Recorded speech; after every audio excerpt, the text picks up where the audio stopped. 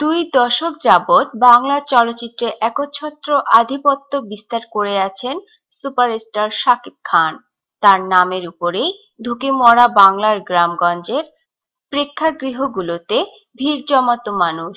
কিন্তু একই চেহারার শাকিবকে দেখতে দেখতে কিছুটা একগুঁয়েমি এসে গিয়েছিল মানুষের। মাঝখানে এমন হলেও চলচ্চিত্রে আবার ভরসার নাম হয়ে উঠেছেন শাকিব খানই।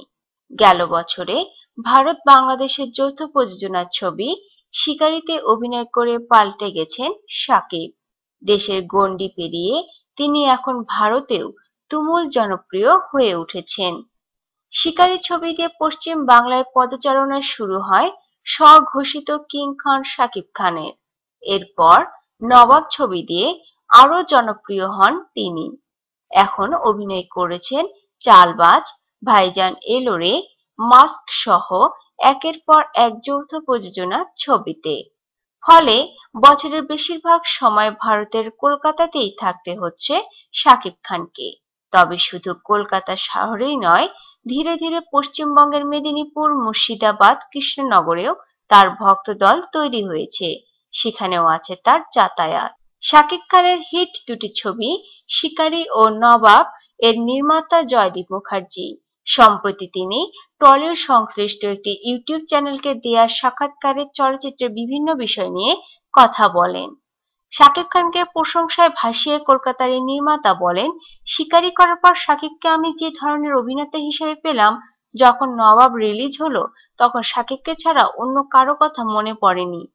বাণিজ্যিক ছবির চরিত্রগুলোকে শাকিব ছাড়া ওইভাবে ফুটিয়ে তোলার মতো কলকাতার ইন্ডাস্ট্রিতেও কেউ নেই। বাংলাদেশের সুপারস্টার বর্তমানে কলকাতায় সবচেয়ে বেশি পারিশ্রমিক নিচ্ছেন জানিয়ে জয়দীপ বলেন, শাকিব খান সম্প্রতি মেদিনীপুর, মুর্শিদাবাদ, কৃষ্ণনগরে স্টেজ শো করেছেন।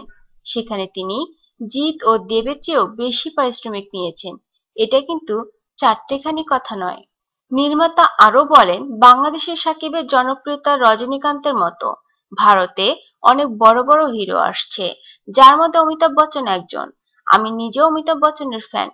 কিন্তু রজনীকান্তের সিনেমা মুক্তি পেলে যে একটা উন্মাদনা তৈরি হয় ভারতে, সেটা অন্য কোনো নায়কের ক্ষেত্রে হয় না। একই ব্যাপারটা আমি দেখতে পাই শাকিবের মধ্যে।